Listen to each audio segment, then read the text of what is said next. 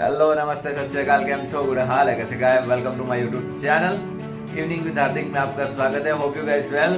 सो एक बात पूछ रहा हूँ कि भाई लास्ट वीक मैंने जिम ज्वाइन कर लिया है फाइनली। 90 डेज का चैलेंज मैंने लिया है कि भाई थोड़ा फिट हो जाए, क्योंकि फिटनेस भी लाइफ में ज़रूरी है।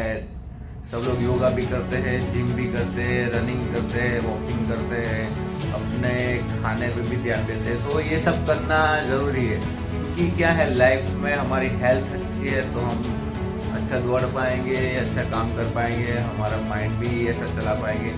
सो वर्कआउट इसलिए ज़रूरी है मेरे लिए कि भाई मैं क्या है जॉब से आके सो जाता हूँ डायरेक्ट, वो सब नहीं होना चाहिए। मैं भी ट्राई कर रहा हूँ कि भाई 90 डेज का चैलेंज मेरा तो कंटिन्यू करता रहूँ, उसके बाद भी आगे जिम करूँ। थोड़ा क्या है बॉडी भी सब अच्छा होना चाहिए। हमारी लाइफ में क्या है फिट रहना बहुत ज़रूरी है। जिम नहीं चालू कर पाओ तो एटलीस्ट वॉक कर लो, रनिंग कर लो, वो भी अच्छे की बात है। सो जिम करते रहो, फिट रहो, हिट रहो। सो थैंक यू, जय माता जी।